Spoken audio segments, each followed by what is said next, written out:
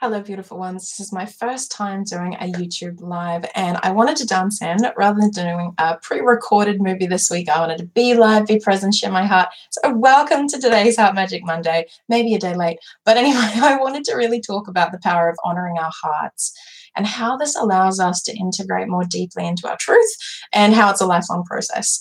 So the reason why I want to talk about this is already today I've heard from two people who have been living under a sense of obligation. And for empaths, if you're like me and you can feel the feelings of other people within your own body, it's very typical that we place the needs and wants and desires of other people before our own. And what this leads to is this sense of obligation, this sense of owing other people something or needing to serve because you're in a sense of indebtedness. And what happens is that when we stay with this sense of obligation, we're actually giving up our own responsibility to first and foremost honor and treasure our own hearts and actually accommodate other people. Now, if you're somebody who accommodates one person, you will know the burden and the strain of accommodating one person. If you accommodate a whole family, you are going to really be feeling that sense of weightedness and heaviness. Now, if you have actually forged relationships with everybody in your world that is based on a sense of obligation, then life is going to feel very, very heavy, and you're not going to actually have any fluidity or any organic capacity to actually accommodate yourself and your own life, beautiful one. And that's really, really common. This was me in my late teenage years, was very, very committed to fulfilling my obligation to everybody else and accommodating them and making sure that their needs were met. And I was completely miserable, which is why it was so damn liberating, because I was blessed and fortunate to go on an exchange over to Japan for 10 months, which actually just took me out of the parameters of my own biological family and helped me to see that I did have an obligation to my host families in Japan, 5 beautiful families, generously and kindly took care of me and provided for my needs during that 10-month period.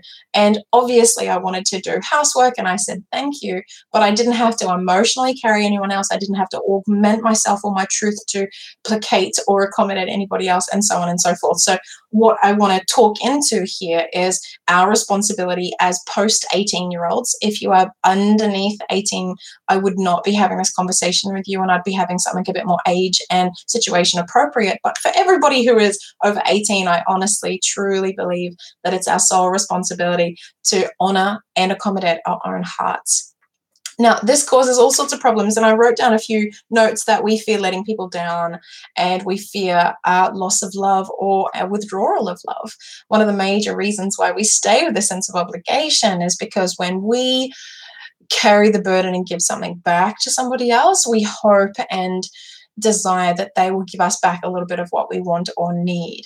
The problem with this is that anybody who's asking something of you that would require you to dishonor your truth or dishonor your heart isn't actually offering you love in the first place.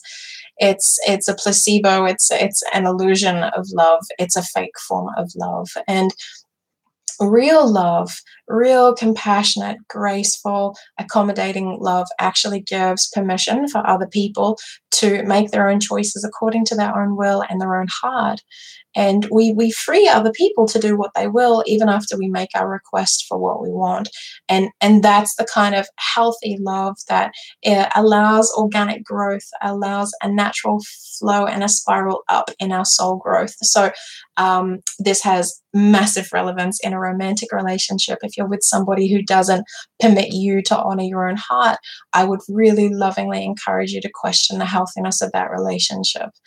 Once again, if you have relationships with family members, biological family members, that do not permit, accommodate, or make space for your own independent, free choices, I would absolutely lovingly encourage you to really reflect on how healthy this is. And one of the major problems that we face as empaths is we've actually never been in a loving relationship with anybody, not ourselves. So for me, it took repeated engagements with different types of people to actually gain enough experience for myself to be able to discern the difference between whether someone could honor me and respect me, or whether someone was moving into a role of dependency where they required something of me and I required something of them in order to make the relationship functional and cohabitable.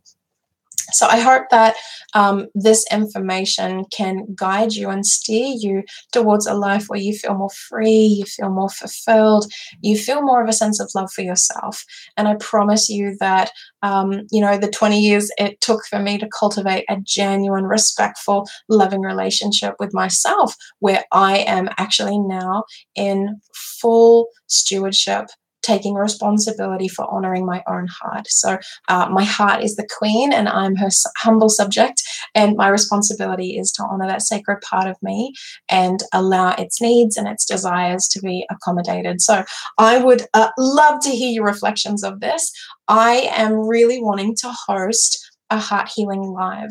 A lot of my audience on YouTube is actually in the United States of America, so I need to really find an ideal time where it's the weekend for you guys and it's like a Saturday or a Friday night or a Sunday during the day, and I can actually show up and for half an hour we can commune together and I can lead us in a self-healing experience. So my role as a professional healer is to actually hold myself in my own truth and offer compassionate space for others to be able to self-heal. So I don't do healing to anybody else because I fervently believe that each of us is the healers of our own heart and that we just need to be guided and loved and supported sufficiently to be able to reclaim that remembrance of our sacred capacity to heal our own heart. So please comment below if you'd like to join me for like a live heart healing session. It's my birthday month. I'm turning 35 in 13 days. And to celebrate my birthday, I really want to commune with other gentle, gifted hearts like me and be able to facilitate something where we can gather from lots of different countries around the world and meet and commune together. So if you resonate with me, if you trust me, and if you would like to be a part of this, please comment below. Please tell me where you are in the world, and I'd really like to find a time that I hope can accommodate as many time zones as possible. My love and blessings are with you. I hope that this has been valuable. I really want to invite you deeper into honoring your own precious heart, and I know that that's the path to miracles and fulfillment and prosperity and a sense of love for yourself and everyone else around you. I'm so thankful for YouTube and for these amazing social media platforms that allow us to connect and commune internationally. I live in the North Island of New Zealand, but I'm actually Australian, and I really love communing with hearts from all around the world. So please comment and tell me if you'd like to be part of a live heart healing 30-minute session with me. It's something I'd really love to give to the world, but I want to know what is going to be a good timing. So tell me where you're from. I don't want this to be 2 a.m. where you need to set an alarm and get up. So I'd love to hear what you think. As always, this is Empress Lysa beaming big love and gratitude over to you. Mwah.